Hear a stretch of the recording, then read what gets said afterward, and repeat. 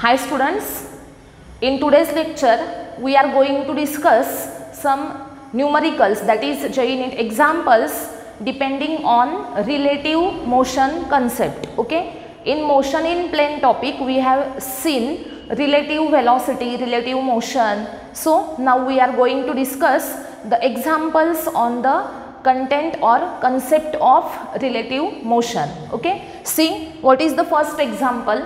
A river is flowing from west to east with speed of 5 meter per minute. What is given to us? The speed of river. River water is flowing from west to east and its speed is 5 meter per minute. A man can swim in the still water with velocity 10 meter per minute. In which direction should man swim so as to take shortest possible path to go to the south?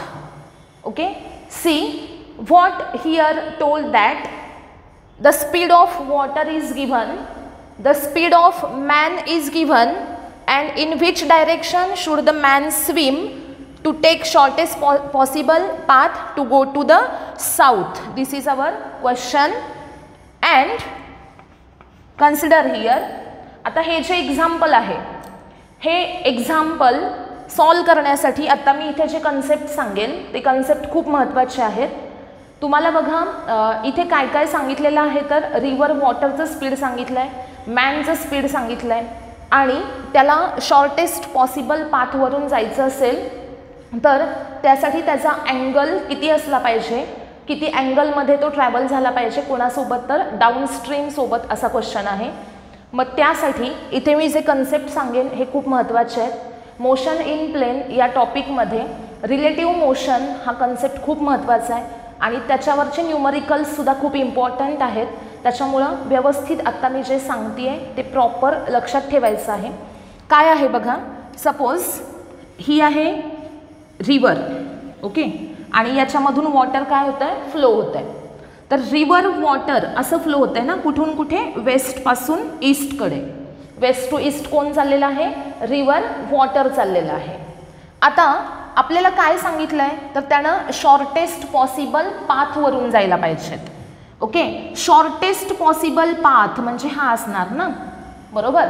म्हणजे हे river आहे तर इथून समजा इथं यायचं असेल तर शॉर्टेस्ट पाथ कोणता झाला सांगा मला, हा झाला ना शॉर्टेस्ट पाथ. मग या केसमध्ये काय होतं बघा, सपोज इथे आपण म्हटलं की इथे हा शॉर्टेस्ट पाथ आहे. तर आता सपोज इकडे असा मॅन ट्रॅव्हल होतोय, इकडे कोण आहे, मॅनची व्हेलॉसिटी, आणि हा याच्यामध्ये काय आहे, शॉर्टेस्ट पाथ आहे. तर आपण इथे हे जे आहे याला म्हणूयात VW. हा वेक्टर जो आहे तो काय रिप्रेझेंट करेल, VW रिप्रेझेंट करेल. VW म्हणजे काय असेल सांगा मला, VW म्हणजे काय तर व्हेलॉसिटी ऑफ वॉटर.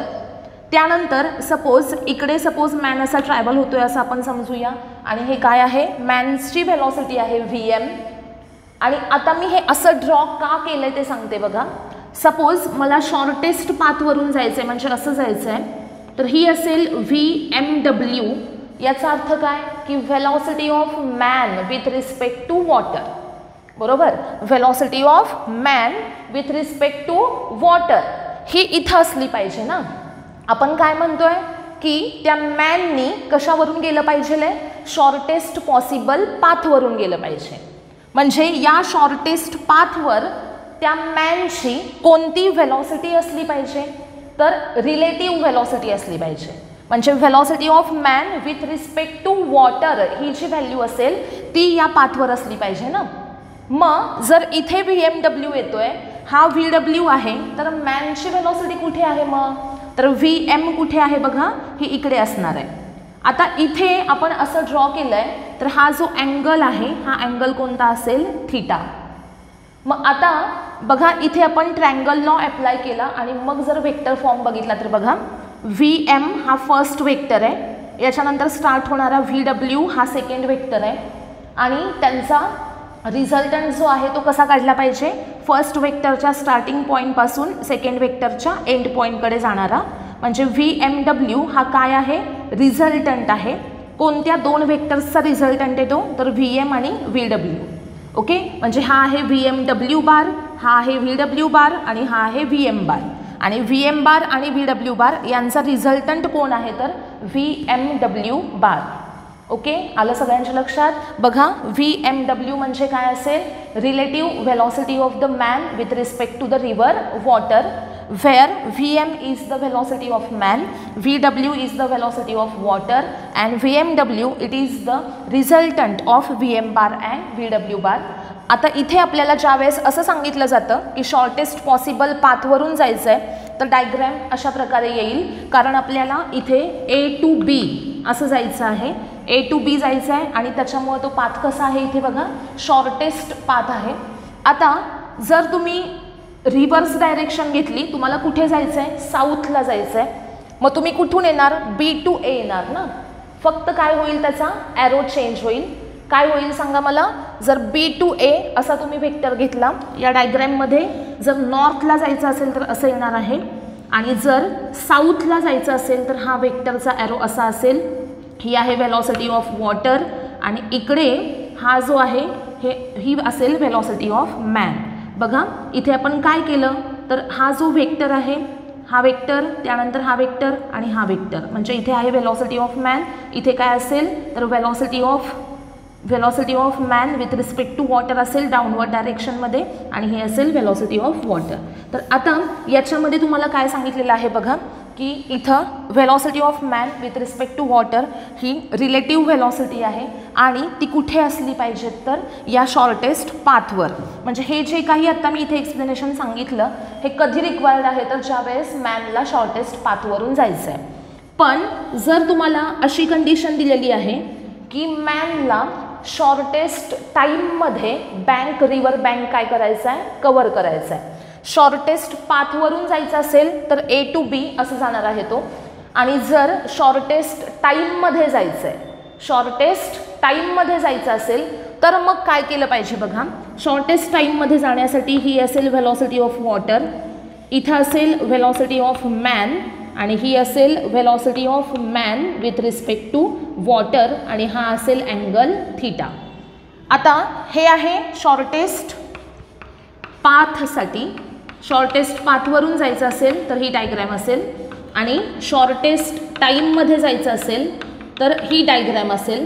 दोन्हीमध्ये फरक काय आहे लक्षात ठेवा. शॉर्टेस्ट पाथवरून जायचं असेल तर तुम्हाला AB या लाईनवरून जायचं आहे आणि शॉर्टेस्ट टाईममध्ये जायचं असेल तर तुम्हाला इथं A, B आणि ह्याला नाव देते मी C. तुम्हाला कशावरून गेलं पाहिजे, इथे AC या लाईनवरून गेलं पाहिजे आणि इथं AB या लाईनवरून मूव्ह झालं पाहिजे. शॉर्टेस्ट पाथसाठी दोन बँकमधलं स्ट्रेट डिस्टन्स जे आहे त्याला आपण काय म्हणू शकतो, शॉर्टेस्ट पाथ असं म्हणू शकतो. आणि शॉर्टेस्ट टाईममध्ये जायचं असेल तर तुम्हाला असं जाऊन चालणार नाही. बघा रिव्हर अशी फ्लो होती आहे आणि तुम्ही त्याला असं हॉरिझॉन्टली परपेंडिक्युलर डायरेक्शनमध्ये क्रॉस करताय, तर ते पाणी जे आहे, रिव्हर वॉटर जे आहे ते तुमच्या मोशनला काय करणार आहे, अपोज करणार आहे. आणि त्यामुळे तुम्ही तसं जर जायला लागलात तर तुम्ही शॉर्टेस्ट पाथवरून जाल, पण त्याच्यासाठी लागणारा टाईम जो आहे तो जास्त असेल. कारण फ्लो असा होतो आणि तुम्ही असं त्याला क्रॉस करताय, तर फ्लो त्या रिव्हरच्या वॉटरच्या फ्लोमुळे तुमच्या मोशनला काय होणार आहे, अपोज होणार आहे. म्हणजे या पाथवरून जात असताना या वॉटरचा अपोज जास्त आहे आणि त्यामुळे मोशनसाठी लागणारा टाईम जो आहे तो जास्त आहे. आणि या केसमध्ये काय होतं बघा, तर तुम्हाला शॉर्टेस्ट टाईममध्ये जायचं आहे. मग शॉर्टेस्ट टाईममध्ये जाण्यासाठी इथे काय केलं आपण, तर सरळ न जाता परपेंडिक्युलर डायरेक्शनमध्ये न जाता इथे काय केलेलं आहे, तर अँगल थीटामध्ये इकडे मूव्ह झालेला आहे मॅन. बरोबर, म्हणजे जर इकडे वॉटर असं फ्लो होतं आहे आणि त्याच डायरेक्शनमध्ये असं तुम्ही तिरकं चालला इकडं, तर तुम्ही काय व्हाल, फास्ट मूव्ह व्हाल ना. कारण हे रिव्हर वॉटरचं स्पीड जे आहे या डायरेक्शनमध्ये, तर ते तुम्हाला इकडे जाण्यासाठी हेल्प करणार आहे आणि त्यामुळे तुमचं काय होणार आहे, मोशन फास्ट होणार आहे आणि इथून इथे पोहोचण्यासाठी टाईम कमी लागणार आहे. बघा शॉर्टेस्ट पाथमध्ये तुम्ही इथून इथे डायरेक्ट जाल, हा पाथ लहान आहे, पण इकडनं येणारं वॉटर या अशा मोशनला काय करतं, अपोज करतं. म्हणजे A to B जाण्यासाठी डिस्टन्स कमी आहे पण वेळ जास्त लागतो. पण या केसमध्ये जर तुम्ही A पासून C पर्यंत असं ट्रॅव्हल केलं तर इथे पाथ थोडासा वाढतो पाथ काय होतो, इन्क्रीज होतो. पण इकडनं तुम्ही असा फ्लो होत आहे ना वॉटर, आणि त्याच डायरेक्शनमध्ये सपोज अशी तिरकी बोट घेऊन चाललायत, तर ते रिव्हर वॉटर जे आहे ते तुमच्या बोटच्या मोशनला काय करणार आहे, सपोर्ट करणार आहे, आणि त्यामुळे बोट थोडीशी फास्ट जाईल आणि कमी टाईममध्ये तुम्ही सी या पॉईंटला पोहोचू शकता. म्हणजे लक्षात काय ठेवायचं आहे आपल्याला, तर शॉर्टेस्ट पाथवरून जायचं असेल तर AB या डायरेक्शनमध्ये तुमची relative velocity of man with respect to water असली पाहिजे, आणि ज्या वेळेस तुम्हाला शॉर्टेस्ट टाईममध्ये जायचं आहे त्यावेळेस तुमची relative velocity with respect to man ही AC या लाईनवर असली पाहिजे. हा डिफरन्स लक्षात ठेवा. शॉर्टेस्ट टाईमसाठी VMW ही AC या लाईनवर आहे आणि शॉर्टेस्ट पाथसाठी VMW ही AB या लाईनवर आहे.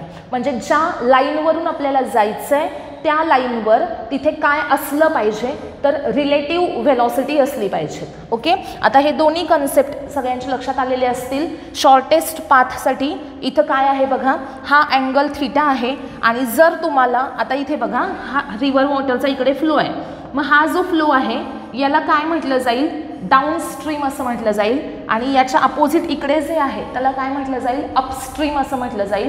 तुम्हाला माहीत असेल बघा, फ्लोच्या डायरेक्शनमध्ये इकडे काय असणार आहे, डाऊनस्ट्रीम, आणि अपोजिट डायरेक्शनमध्ये काय असणार आहे, अपस्ट्रीम.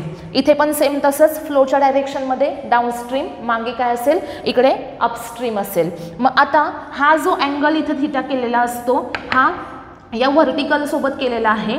मग डाऊनस्ट्रीम सोबतचा अँगल विचारला तर काय केलं पाहिजे आपल्याला, 90 प्लस थीटा केलं पाहिजे. आणि इथं तुम्हाला डाऊनस्ट्रीम सोबतचा अँगल विचारला तर तुम्हाला हा अँगल फाइंड आउट केला पाहिजे ना. म्हणजे कसा काढायचा, तर या 90 मधून हा थीटा काय करायचा, मायनस करायचा, म्हणजे तुम्हाला हा अँगल मिळेल.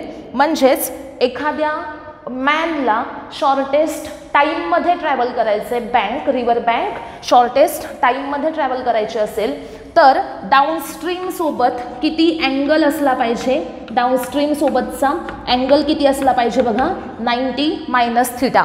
डाऊनस्ट्रीम सोबतचा अँगल म्हणजे हा अँगल असेल, आणि तो कसा काढायचा, तर 90 मधून हा थीटा काय करायचा, मायनस करायचा. आणि इकडचा जर तुम्हाला शॉर्टेस्ट पाथमध्ये ट्रॅव्हल करायचं असेल तर डाऊनस्ट्रीम सोबतचा अँगल कसा फाइंड आउट करायचा बघा, इथं डाऊनस्ट्रीम सोबतचा हा टोटल अँगल आहे, कसा काढायचा, हा 90 आणि प्लस हा काय करायचा, थीटा. ओके, सो जर एखाद्या पर्सनला, एखाद्या मॅनला शॉर्टेस्ट पाथमध्ये बँक ट्रॅव्हल करायची आहे तर डाऊनस्ट्रीम सोबत किती अँगल असला पाहिजे, 90 प्लस थीटा. आणि शॉर्टेस्ट टाईममध्ये जायचं असेल तर डाऊनस्ट्रीम सोबतचा अँगल हा किती असला पाहिजे, 90 मायनस थीटा. ओके, मग आता हे जर कन्सेप्ट तुमच्या लक्षात असतील तर तुम्ही अपस्ट्रीम सोबतचा अँगलसुद्धा काढू शकता.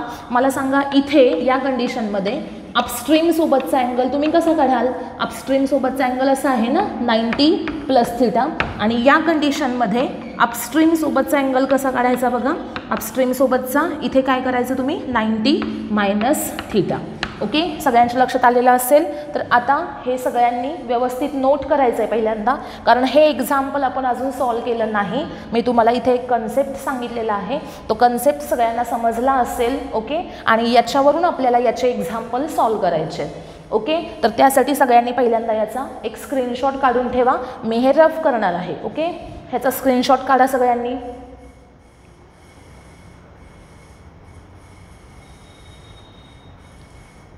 झाला असेल. आता त्यानंतर आत्ताचं जे एक्झाम्पल आहे ते एक्झाम्पल आपण बघूयात सगळेजण. बघा एक्झाम्पल काय दिलं आहे आपल्याला, a river is flowing from west to east with a speed of 5 metre per minute. म्हणजे तुम्हाला असं सांगितलेलं आहे की रिव्हर अशी फ्लो होते, कुठून कुठे जाते, वेस्टपासून ईस्टपर्यंत जाते. वेस्ट टू ईस्ट म्हणजे असा फ्लो आहे रिव्हर वॉटरचा. ओके, VW आपण असं त्याला म्हणूयात. त्यानंतर पुढे काय सांगितले, man can swim in still water with velocity 10 metre per minute. In which direction should man swim so as to take shortest possible path. आता इथे त्यांनी सांगितलं आहे की शॉर्टेस्ट पाथवरून जायचं आहे. मग शॉर्टेस्ट पाथवरून म्हणजे असं गेलं पाहिजे ना त्याला, बरोबर. आणि मग इकडे काय असणार आहे, तर VM असणार आहे. हा अँगल थीटा असेल आणि इथं कोण असेल, VMW असेल, बरोबर. आणि हे कोण आहे, रिव्हर वॉटरचं स्पीड आहे. इकडं मॅन गेला पाहिजे आणि इकडे काय असली पाहिजे, रिलेटिव्ह व्हेलॉसिटी म्हणजे काय असली पाहिजे, तर VMW. आता हे ॲरोज असे असतील बघा, VW इकडे असेल VMW आणि इकडे असेल VM. ओके. मग VMW काय रिप्रेझेंट करेल, velocity of man with respect to water, आणि डायरेक्शन कोणती आहे, टुवर्ड्स साऊथ आहे. आता याच्यामध्ये पुढे बघायचं आहे आपल्याला, शॉर्टेस्ट पाथवरून जाण्यासाठी तुम्हाला काय काय दिलेलं आहे बघा. इथे तुम्हाला दिलेलं आहे व्हेलॉसिटी ऑफ वॉटर. वॉटरची व्हेलॉसिटी किती आहे बघा, 5 मीटर पर मिनिट आहे. त्यानंतर व्हेलॉसिटी ऑफ मॅन किती आहे बघा, VM which is equal to 10 metre per minute आहे. त्यानंतर पुढे आपल्याला थीटा हा अँगल फाइंड आउट करता येईल. थीटा कसा फाइंड आउट करायचा सांगा मला, साइन थीटा फाइंड आउट करायचा. Sine theta is equal to काय असेल, VW अपॉन VM असेल. Sine theta is equal to VW upon VM, 5/10. Answer किती आलं, 1/2. म्हणजे साइन थीटाची व्हॅल्यू 1/2 आहे. तर थीटा किती आला सांगा मला, 30 डिग्री आला. काय सांगितलं आहे, साइन थीटा किती आला, 1/2. तर थीटा किती असणार आहे, 30 डिग्री असणार आहे. मग हा अँगल या व्हर्टिकल लाईनसोबतचा आहे, आपल्याला डाऊनस्ट्रीम सोबतचा अँगल विचारलेला आहे. आता मला सांगा, थीटा इथं आहे ना, मग डाऊनस्ट्रीम मगाशीच मी तुम्हाला सांगितलं, इकडे काय आहे, डाऊनस्ट्रीम आहे, इकडे काय आहे, अपस्ट्रीम आहे. मग डाऊनस्ट्रीम सोबतचा अँगल कसा काढायचा, या लाईनचा डाऊनस्ट्रीम सोबतचा अँगल कसा काढायचा, 90 प्लस काय करायचं, theta. So theta with downstream is equal to काय असेल सांगा मला, 90 plus theta which is equal to 90 plus 30 which is equal to 120 degree. मग आन्सर काय आलं आपलं, 120 degree with downstream. So option C will be the. यानंतर आता आपण सेकंड एक्झाम्पल बघतोय बघा. A boat moves with a speed 5 kilometre per hour relative to water in river flowing with a speed 3 kilometer per hour and having width 1 kilometer, the minimum time taken around a round trip is. काय सांगितलं बघा आपल्याला, की अशी इकडे suppose river water आहे, river water इकडे असं फ्लो होत आहे, आणि आपल्याला काय सांगितलेलं आहे, तर बोट त्याच्यामध्ये किती स्पीडनं मूव्ह होते आहे, तर बघा VBW आपल्याला गिव्हन आहे. A boat moves with a speed of 5 kilometre per hour relative to water. म्हणजे ही जी व्हेलॉसिटी आपल्याला गिव्हन आहे ती VBW आहे, आणि VBW म्हणजे काय, तर velocity of boat with respect to water आहे. बघा, boat moves with speed 5 kilometre per hour relative to water, म्हणजे हे स्पीड कसलं आहे, रिलेटिव्ह स्पीड आहे. म्हणजे VBW माहिती आहे आपल्याला, VBW किती आहे बघा, 5 किलोमीटर पर आवर आहे. त्यानंतर पुढे सांगितलं आहे आपल्याला की रिवर वॉटरचं स्पीड किती आहे, तर 3 किलोमीटर पर आवर आहे. आणि आपल्याला पुढे काय सांगितलेलं आहे बघा, हॅविंग विड्थ 1 किलोमीटर. विड्थ म्हणजे हे डिस्टन्स असेल, ह्याला आपण D असं म्हणूयात, आणि Dची व्हॅल्यू किती आहे बघा, 1 kilometre. The minimum time taken around a round trip. Round trip म्हणजे काय, तर सपोज हा A पॉईंट आहे, हा B पॉईंट आहे, A पासून B पर्यंत जायचं आणि परत B पासून A पर्यंत रिटर्न यायचं, म्हणजे A to B जाऊन परत B to A यायचं, याला काय म्हटलं जाईल, राऊंड ट्रिप असं म्हटलं जाईल. त्यासाठी किती टाईम लागेल असा क्वेश्चन आहे. तो टाईम फाइंड आउट करायचा असेल तर आपल्याला काय केलं पाहिजे, तर A to B जाण्यासाठी किती टाईम लागतो तो फाइंड आउट करायचा. B to A येण्यासाठी लागणारा टाईम, म्हणजे A to B जाण्यासाठी लागणारा टाईम जो असेल तोच कशासाठी असेल, तर B to A येण्यासाठी असेल. मग एक टाईम फाइंड आउट करायचा A to B चा, तोच कोणता असेल, B to A चा, आणि दोघांची काय करायची, ॲडिशन करायची, आणि मग आपल्याला काय मिळेल, total time taken for round trip. मग इथे आपल्याला गिव्हन काय आहे बघा, पहिल्यांदा VBW गिव्हन आहे आणि VW गिव्हन आहे. मग याचा यूज करून आपण VB फाइंड आउट करू शकतो.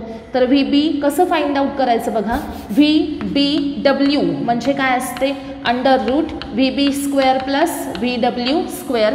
VBW रिलेटिव्ह व्हेलॉसिटी कशी फाइंड आउट करायची, under root VB square plus VW square.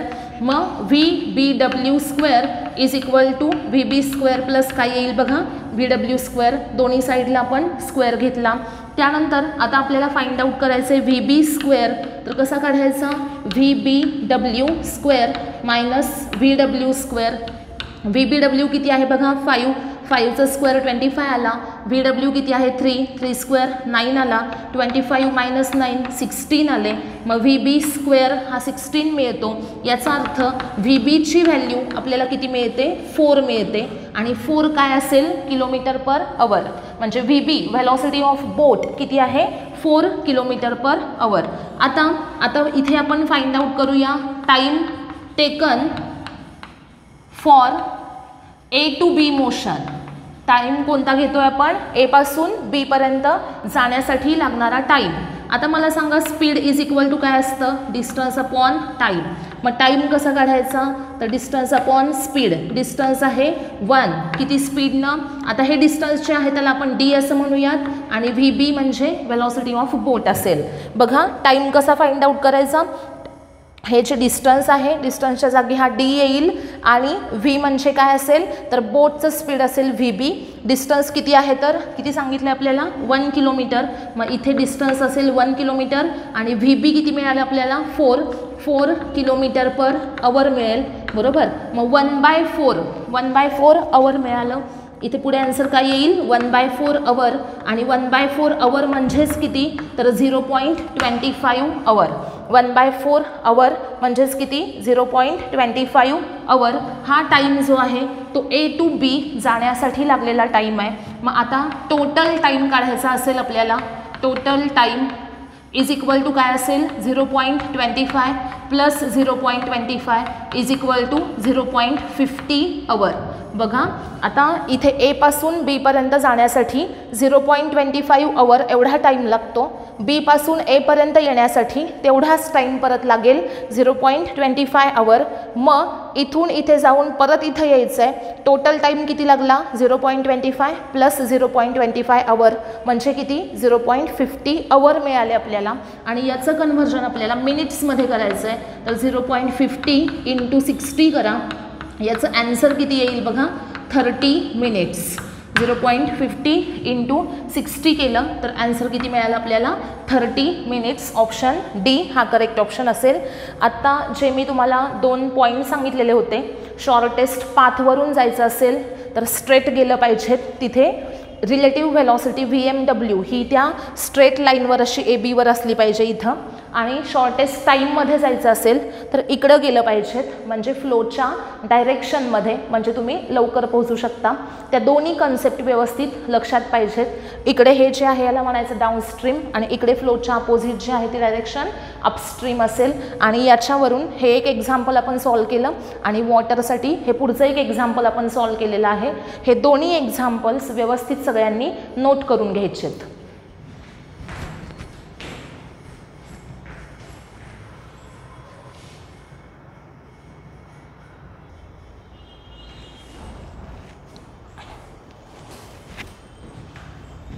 आता नेक्स्ट एक्झाम्पल बघायचं आहे. A boat crosses a river from A to B which are just on the opposite sides.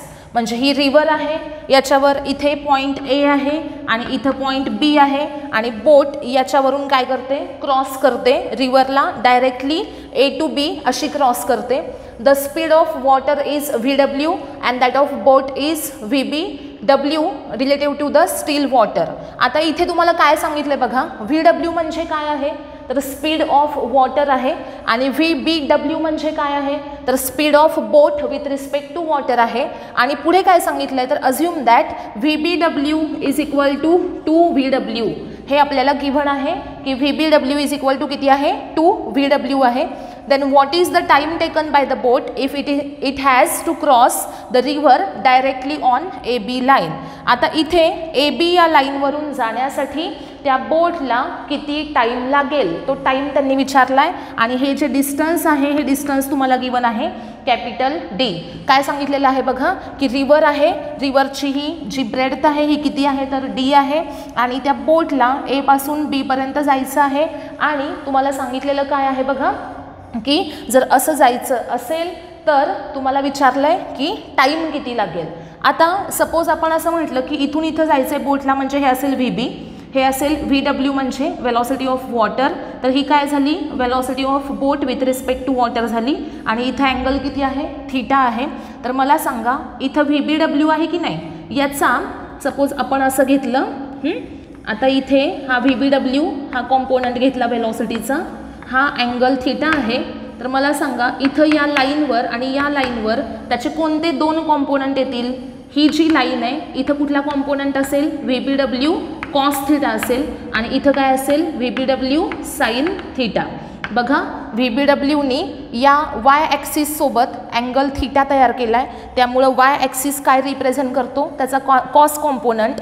आणि x axis जो आहे remaining तो कोणता कॉम्पोनंट रिप्रेझेंट करेल? Sine component. म्हणजे इथं जर VBW असेल, इथं अँगल थीटा आहे, तर हा झाला VBW कॉस थीटा आणि हा झाला VBW साइन थीटा. ओके, तर याच्यामध्ये आता म्हणजे आपण इथे असं म्हणू शकतो की हा आहे VBW साइन थीटा आणि इथं ही जी व्हेलॉसिटी ऑफ बोट आहे ती म्हणजेच काय आहे? तर VBW कॉस थीटा आहे.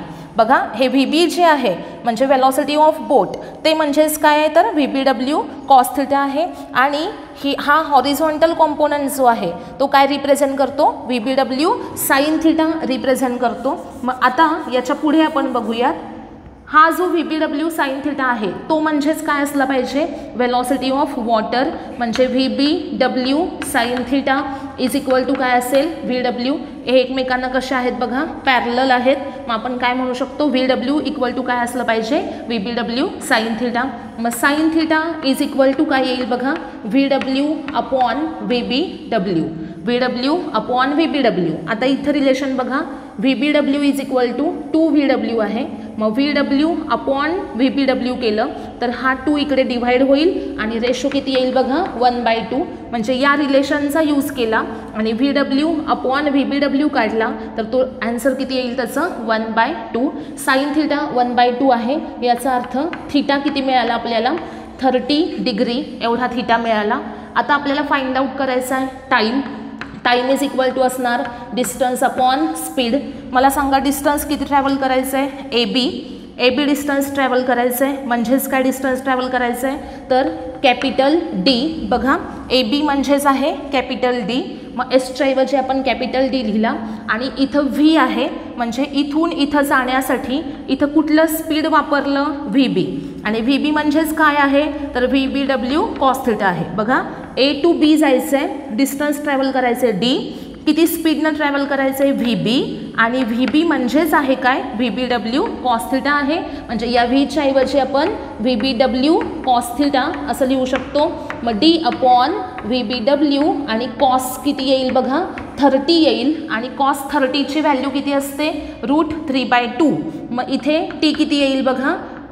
D अपॉन VBW आणि कॉस 30 असेल √3/2. मग T किती आला बघा?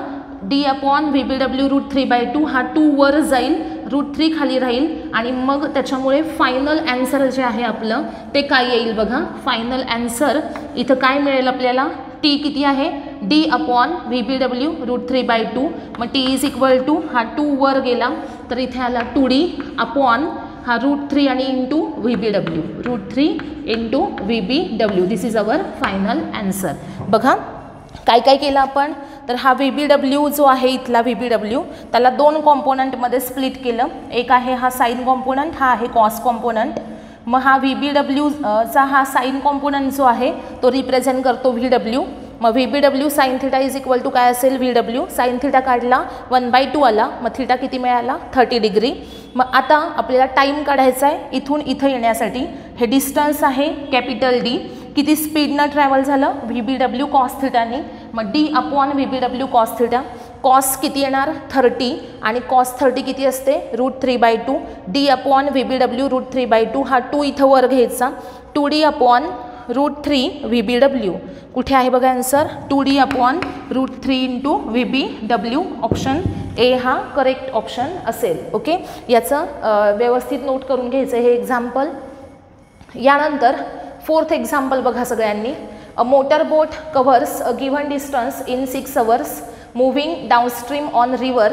It covers same distance in 10 hours moving upstream. The time taken. काय काय सांगितले बघा आपल्याला? डिस्टन्स इन डाउनस्ट्रीम काढूयात पहिल्यांदा. डिस्टन्स इन डाउनस्ट्रीम काय सांगितलंय, a motor boat covers a given distance, given एक डिस्टन्स आहे ते 6 आवर्समध्ये डाऊनस्ट्रीममध्ये कव्हर होतं. म्हणजे जर कोणाच्या डायरेक्शनमध्ये, वॉटरच्या फ्लोच्या डायरेक्शनमध्ये जर बोट चाललेली असेल फ्लोच्या डायरेक्शनमध्ये, तर त्यावेळेस किती टाईममध्ये डिस्टन्स ट्रॅव्हल होतं, 6 आवर्समध्ये.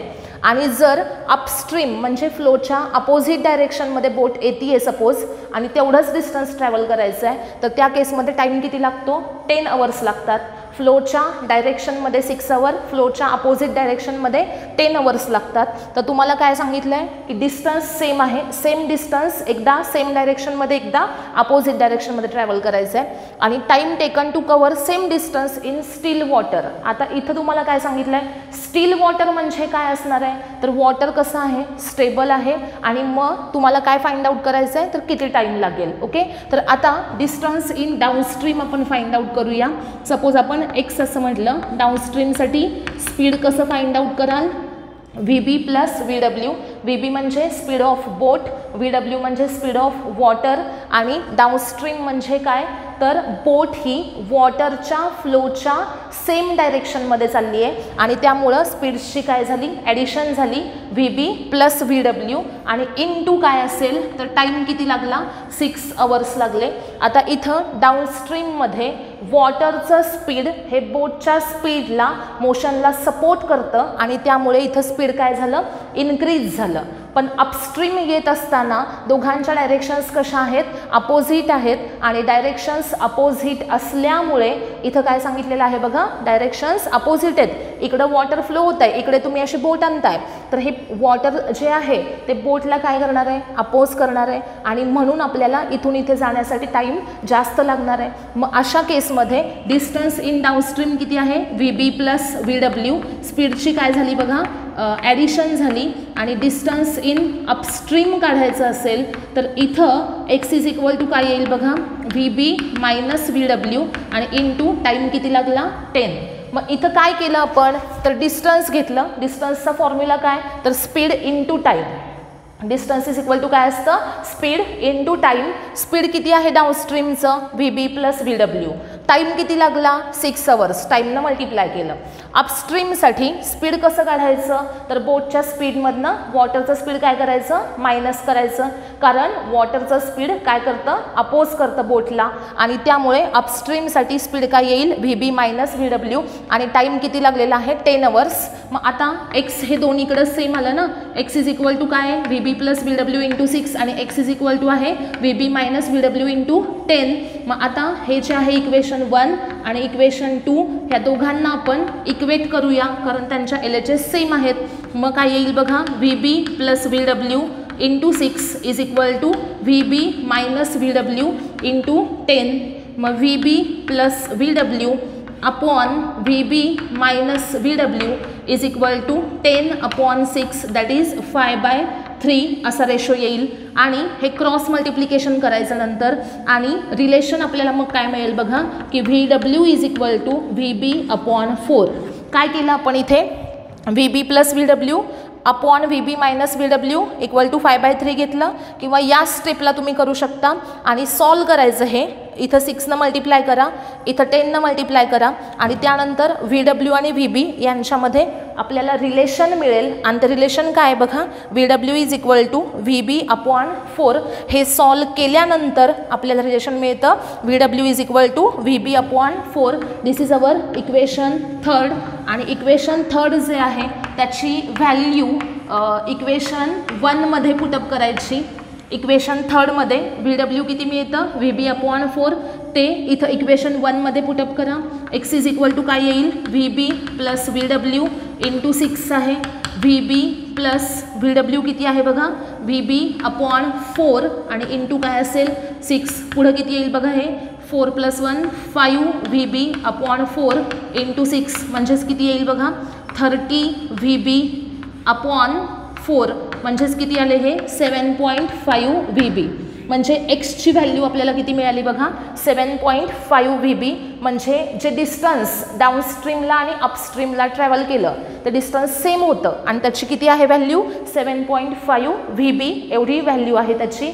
आणि आता तुम्हाला काय विचारलं आहे तर time taken to cover same distance. Distance बदललं का नाही, म्हणजे डिस्टन्स आता किती आहे परत 7.5 VB एवढंच डिस्टन्स आहे आणि ते किती कुठं ट्रॅव्हल करायचं आहे तर स्टील वॉटरमध्ये. मग आता आपण असं म्हणूयात time taken in still water, time taken in still water find out करायचं आहे. तर time is equal to distance upon speed घ्यायचं. आता इथं डिस्टन्स असेल x आणि स्पीड असेल VB. आता मला सांगा वॉटर कसं आहे, स्टील आहे. स्टील म्हणजे काय, स्टेबल आहे आणि स्टेबल वॉटर असेल तर त्याचं स्पीड किती असणार आहे, 0 असणार आहे. मग वॉटरचं स्पीड 0 आहे तर तिथं VBW म्हणजे काय असणार, फक्त VB असणार, कारण वॉटरचं स्पीड 0 आहे आणि त्यामुळे VBW म्हणजे काय असणार तर फक्त वेलॉसिटी ऑफ बोट घ्यायची विथ रिस्पेक्ट टू वॉटर येईल का नाही, कारण वॉटर कसं आहे रेस्टमध्ये आहे. मग इथं x अपॉन काय येणार VB येणार. x किती आहे बघा 7.5 VB अपॉन VB करा. मग टाईम किती आला बघा 7.5. ओके, टाईम किती मिळालेला आपल्याला 7.5 आवर्स. ओके, सगळ्यांना समजलं आहे का बघा. हे दोन्ही एक्झाम्पल्स परत कशाचे आहेत, रिव्हर वॉटरचे एक्झाम्पल्स आहेत. हे एक्झाम्पल्स थोडेसे डिफिकल्ट असतात समजायला, पण हेच एक्झाम्पल्स अशाच टाईपचे एक्झाम्पल्स तुम्हाला JEE नीटला जास्त करून विचारले जातात. त्याच्यामुळं हे व्यवस्थित याची प्रॅक्टिस करायची आहे. सगळ्यांनी हे एक्झाम्पल्स नोट करा.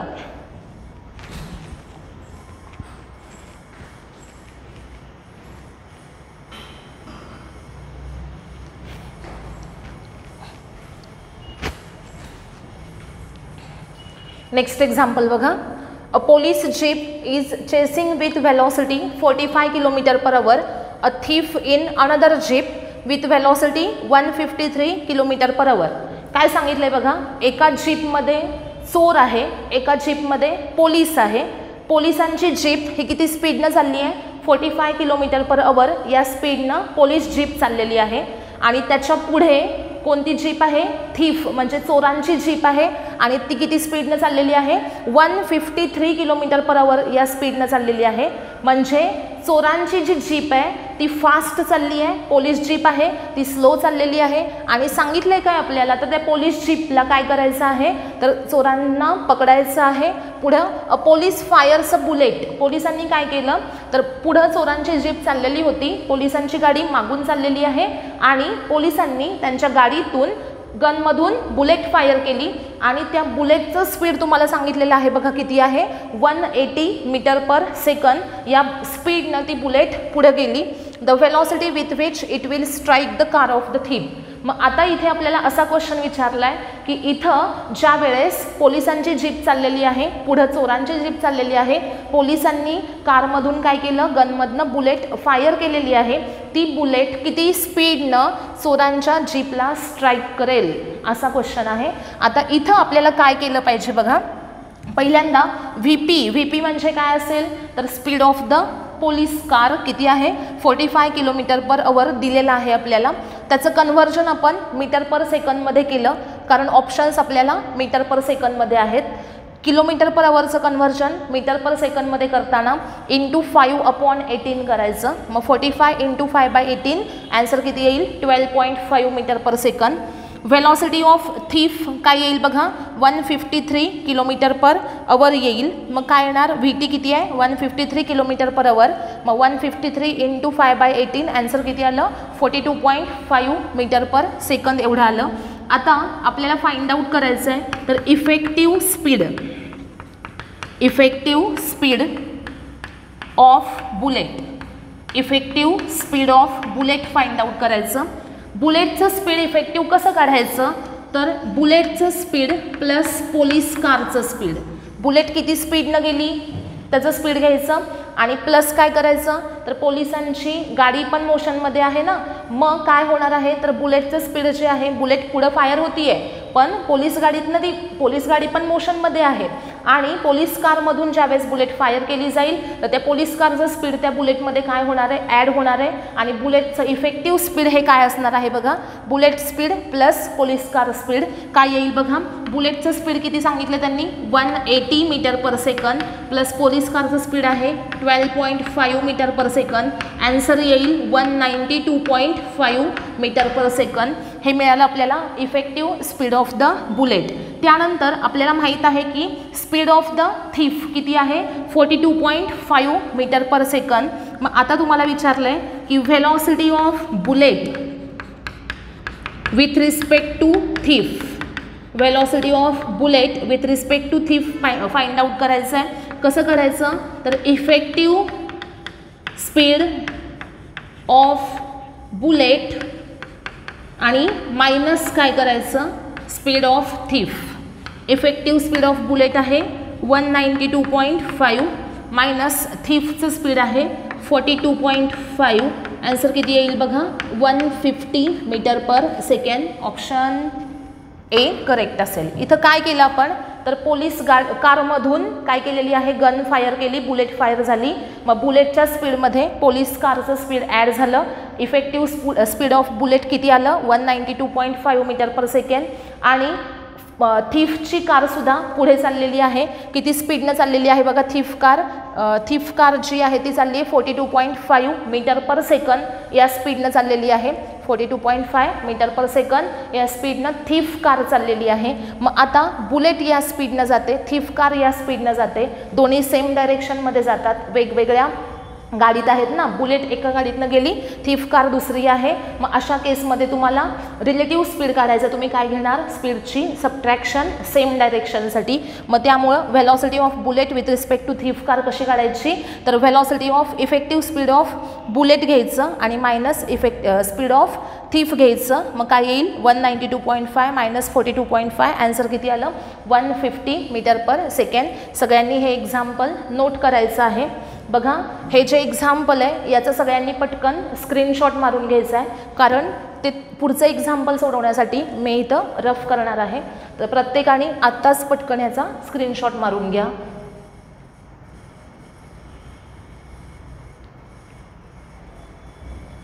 झालं असेल. आता पुढचं एक्झाम्पल 6 नंबर काय आहे बघा. अशा प्रकारे आपल्याला डायग्रॅम एक गिव्हन आहे आणि त्याच्यामध्ये क्वेश्चन असा आहे की सपोज एखादा ऑब्जेक्ट ए आहे, तो एक्स ॲक्सिसवर 10 मीटर पर सेकंद या स्पीडनं चालला आहे. सेकंड ऑब्जेक्ट बी आहे, तो या ॲक्सिसवर या डायरेक्शनमध्ये 20 मीटर पर सेकंड या स्पीडनं चालला आहे आणि बीनं या एक्स ॲक्सिससोबत अँगल किती केलेला आहे 60 डिग्री एवढा अँगल केलेला आहे.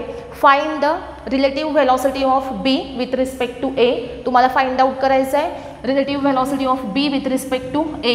त्यासाठी आपल्याला काय केलं पाहिजे पहिल्यांदा बघा, हा इकडे जी व्हेलॉसिटी व्ही बी आहे इथं तिचा अँगल 60 डिग्री आहे, तिला 2 कॉम्पोनंटमध्ये डिव्हाइड केलं पाहिजे. हा असेल व्ही बी कॉस 60 आणि हा असेल V B sine 60. Okay, V बीने एक्स ॲक्सिससोबत अँगल 60 केला आहे, त्याच्यामुळे हा आला कॉस कॉम्पोनंट, हा आला साइन कॉम्पोनंट. आणि इथं याच ॲक्सिसवर पुढं अजून एची व्हेलॉसिटी आहे, किती आहे ती 10 मीटर पर सेकंड. आता आपल्याला फाइंड आउट काय करायचे relative velocity of B with respect to A, म्हणजे V B A bar find out करायची आहे. Velocity of B with respect to A म्हणजे व्ही बी ए बार. कशी काढायची बघा, V B bar minus V A bar. V B bar minus काय करायचं V A बार करायचं. व्ही बी बार हा जो वेक्टर आहे व्ही बी बार तो कसा लिहायचा बघा, कोणताही वेक्टर लिहिताना त्याचा X component into I cap काय येईल बघा, V B cos 60 I cap plus त्याचा हा Y component into J cap म्हणजेच V B sine 60 into J cap. अशा प्रकारे हा व्ही बी बार वेक्टर आपण रिप्रेझेंट केला. X component V B cos 60 into I cap आणि Y component V B sine 60 into J cap minus V A bar लिहायचा आहे मला. ए फक्त एक्स ॲक्सिसवरच चालला आहे म्हणजे त्याचा वाय कॉम्पोनंट 0 असणार आहे, म्हणजे इथं किती आला vector 10 I cap. V A bar हा जो वेक्टर आहे व्ही ए बार तो काय असेल फक्त 10 आय कॅप. तो वाय ॲक्सिसवर जातच नाही, कुठे जातो फक्त एक्स ॲक्सिसवर, त्यामुळे लिहिलं पुढं 10 आय कॅप. आता व्ही बीची व्हॅल्यू किती आहे 20, कॉस 60 किती असतो 1/2 आणि इंटू काय असेल I cap plus V B 20 sine 60 असतो √3/2 आणि into J cap minus 10 I cap. आता हे किती आले बघा 10 आय कॅप प्लस हे किती आले 10√3 जे कॅप आणि मायनस 10 आय कॅप. बघा 20/2 10 आय कॅप, इथं 20/10 हे √3 into J cap minus 10 I cap. 10 I cap minus 10 I cap 0 झाले. मग राहिलं काय फक्त 10√3 जे कॅप आलं. म्हणजे व्ही बी ए बार हा वेक्टर आपल्याला किती मिळाला 10√3 जे कॅप असा मिळाला. म्हणजे याचं मॅग्निट्यूड आहे 10√3 आणि जे कॅप म्हणजे डायरेक्शन ही वाय ॲक्सिसवर आहे. मग ऑप्शन कोणता करेक्ट येईल बघा 10 metre per second along X axis आहे का नाही. 10 हे किती आहे value 10√3 metre per second. J cap म्हणजे अलॉंग वाय ॲक्सिस. ऑप्शन कोणता येईल बघा B 10√3 metre per second along Y axis. Okay, अशा प्रकारे इथे आपण आत्ता 2 एक्झाम्पल हे पाहिले. हे दोन्ही एक्झाम्पल्स जे आहेत याचे पटकन सगळ्यांनी स्क्रीनशॉट मारून घ्यायचा, कारण हे 7वं एक्झाम्पल मी इथे सॉल्व करणार आहे, हे रफ करणार आहे. ओके, हे झालं असेल सगळ्यांचं. आता 7th एक्झाम्पल सोडवायचं आहे आपल्याला.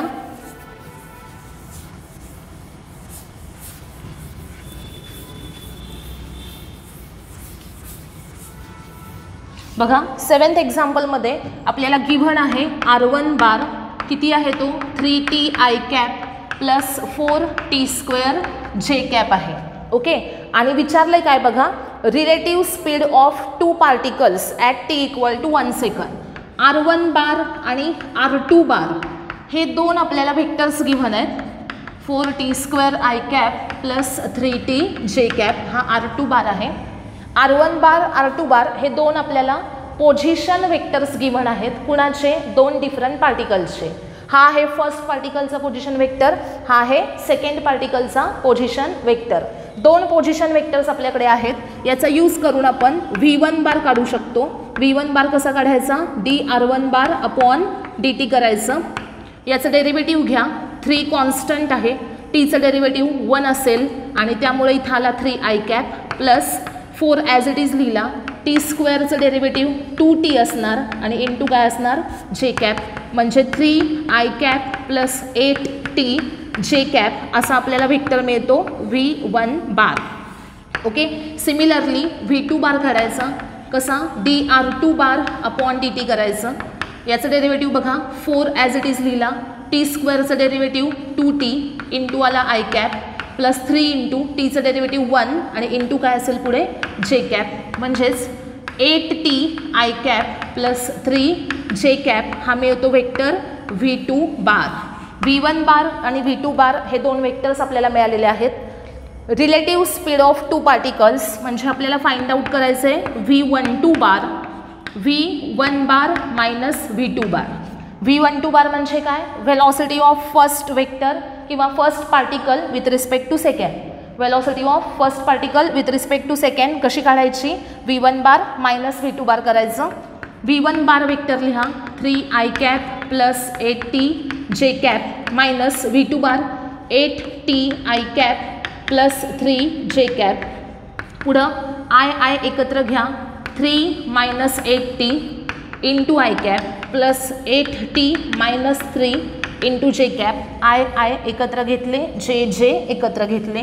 आता ॲट टाईम किती सांगितलं आहे बघा 1 सेकंद, t = 1 सेकंद सांगितलं आहे. मग V12 बार काय येईल बघा 3 मायनस 8 इंटू आय कॅप, टीची व्हॅल्यू 1 टाका plus 8 minus 3 into J cap. Answer किती आलं -5 आय कॅप प्लस 5 जे कॅप. हा आपल्याला वेक्टर मिळाला V12 bar -5 I cap plus 5 जे कॅप. आता V12 काढायचं म्हणजे मॅग्निट्यूड काढायचं आहे. V12 बारचं मॅग्निट्यूड कसं काढायचं तर त्याचा x कॉम्पोनंटचा स्क्वेअर प्लस y कॉम्पोनंटचा square. x component -5 bracket square, y component +5 bracket square. रूटमध्ये किती आला 25 प्लस 25 म्हणजेच √50 मिळालं आणि √50 म्हणजे 5√2. म्हणजे V12 आन्सर किती मिळतं बघा 5√2 मीटर पर सेकंड. म्हणजे ऑप्शन सी हा करेक्ट ऑप्शन असेल याच्यातला. काय आन्सर आहे 5√2 मीटर पर सेकंड. आता आजच्या लेक्चरमध्ये रिलेटिव्ह मोशन या कन्सेप्टवर आपण जे काही एक्झाम्पल्स बघितले ते सगळ्यांनी पुन्हा एकदा सॉल्व करायचे आहेत नोटबुकमध्ये, कारण हे एक्झाम्पल्स आपल्यासाठी खूप महत्त्वाचे आहेत.